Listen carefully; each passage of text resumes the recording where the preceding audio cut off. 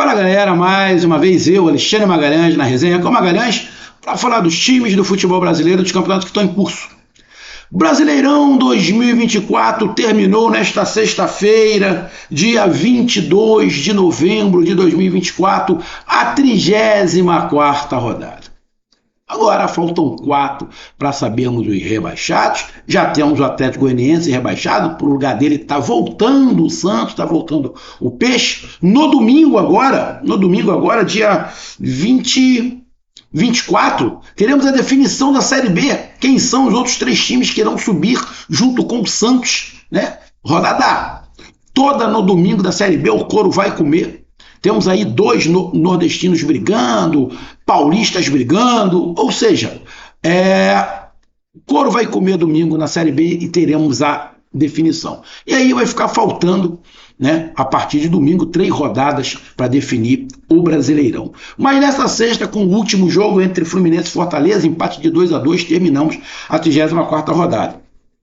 E é sobre esse jogo, é sobre o resumo dessa 34ª rodada que começou na quarta, vimos jogos na quarta, quinta e na sexta-feira a gente vai falando nesse momento. Então eu peço a você, meu amigo torcedor brasileiro que acompanha o canal Resenha com Magalhães, eu peço que você curta, compartilhe, inscreva-se no canal, dê o seu like, ative a notificação, coloque seus comentários, entre no nosso WhatsApp, que está aqui embaixo na descrição do canal, você vai lá, diz o seu nome, o time que você torce, que eu coloco você no grupo do seu time. Só para lembrar, para falar de futebol, não é para falar de política, nem de religião, e se você quiser ajudar o canal a crescer, você pode dar através do Pix, que é o número do nosso WhatsApp, você pode dar através do Superchat, quando estiver fazendo live, você pode ajudar através do clube de membro do canal Resenha com Magalhães, aqui embaixo de azul. E agora você pode ajudar através do Valeu, que é esse coração que se franco está do lado de compartilhar. Mais uma coisa, não deixe de se inscrever no canal, porque mais da metade da galera que acompanha o canal não é inscrito. Então dá essa moral pro canal, inscreva-se no canal. Vamos lá rapidamente para a gente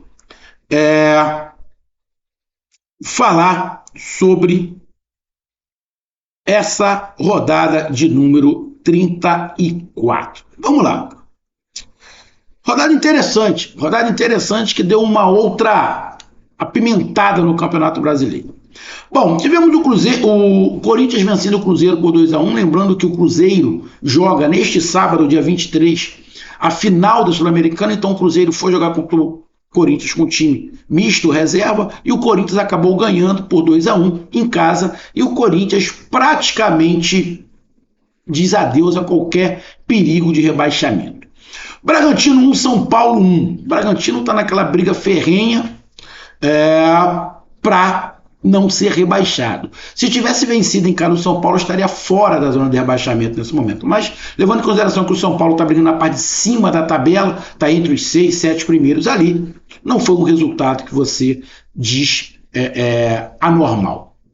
Atlético Paranaense 2, Atlético Goianiense 0, placar normal, apesar dos dois estarem na parte da tabela, o Atlético Paranaense brigando contra o rebaixamento, mas o Furacão jogando em casa contra o rebaixado Atlético Goianiense, a vitória do Furacão era bem normal.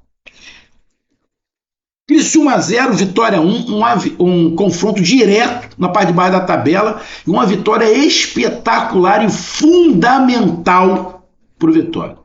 O Vitória dá um alívio muito grande, ainda não está salvo, mas dá um alívio muito grande, coloca uma pressão numa porrada de time que está atrás, e times tradicionais e grandes, né, que se dizem grandes. E era um confronto onde ele deixa o Criciúma atrás.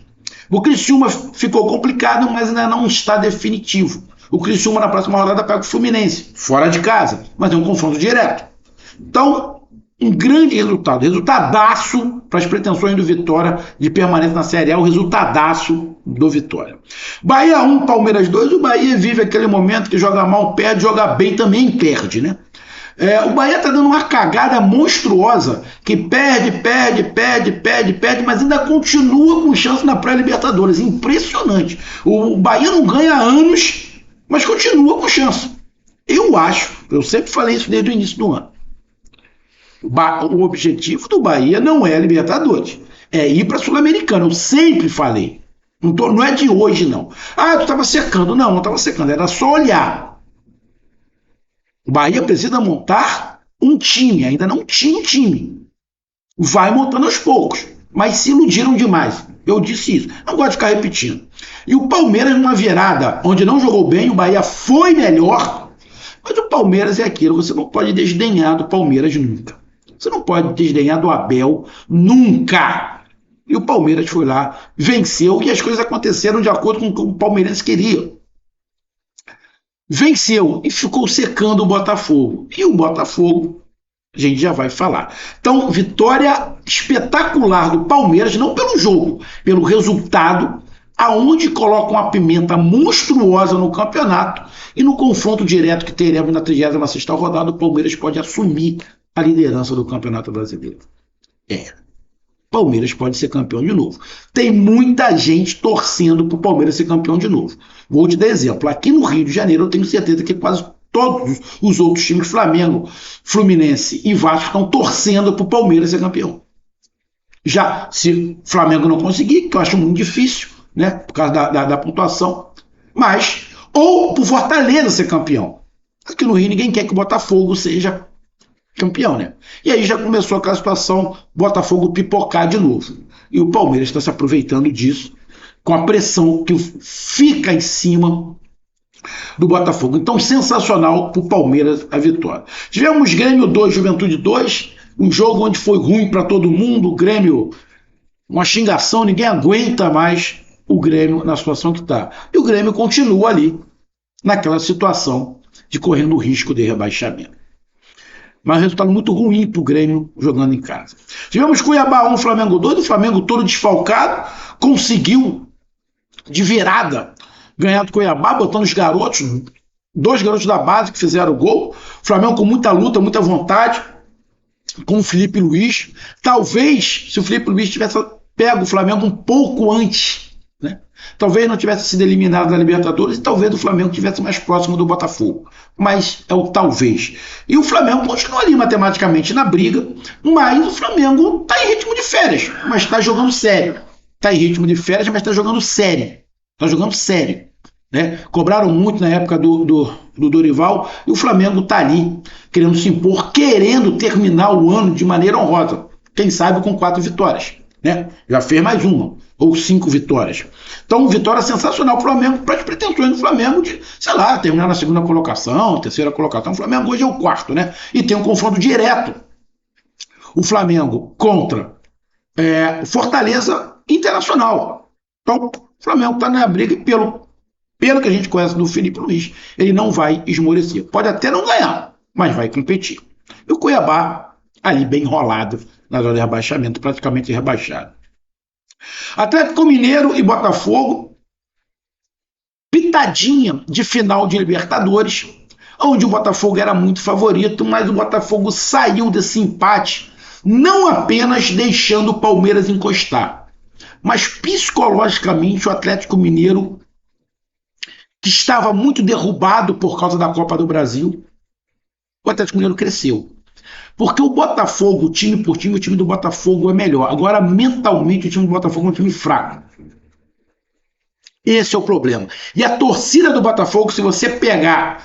Tinha um monte antes do jogo, uma soberba do cacete da torcida do Botafogo. Depois do jogo, se você pegar todos os canais do Botafogo, todo mundo está falando, não acredito, vamos pipocar de novo, vamos entregar o título de novo. Começou. O psicológico do time, do clube e da torcida é fraco. Não estou botando pilha, mas é fraco.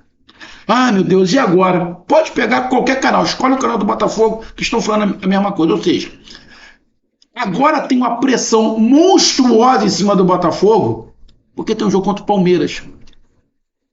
E o jogo contra o Palmeiras é um jogo anterior à final da Libertadores, que o Botafogo poderia ir com o time misto. Será que vai com o time misto? O Botafogo corre o risco de ir para a final da Libertadores sem ser o líder do Campeonato Brasileiro.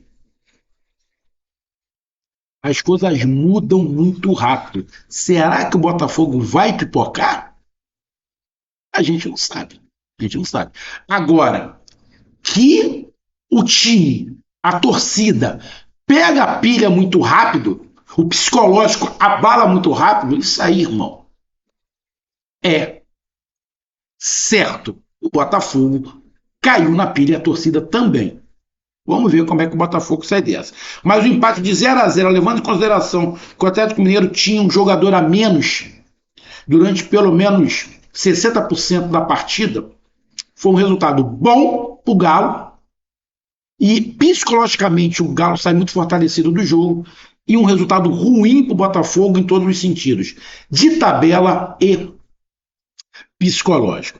Vasco da Gama 0, Internacional 1, placar normal, joga um esporte diferente, Internacional na parte de cima, o Vasco na parte do meio lá, tentando aí uma pré-Libertadores, mas vamos ser sinceros, o Vasco não tem time nem para pré-Libertadores, se contenta ali com a Sul-Americana. O Internacional, já falei, se não tivesse tido a tragédia do Rio Grande do Sul, provavelmente o Internacional estava cabeça a cabeça com o Botafogo e com o Palmeiras ali, né? Mas tem coisas no futebol que acontece, tipo, se o Tite não tivesse sido mandado embora antes, o Flamengo poderia estar brigando ali também. Ou seja, tem um monte de coisa que acontece no futebol que a gente não tem como prever. Mas a vitória do Internacional fora de casa em cima do Vasco, tranquila.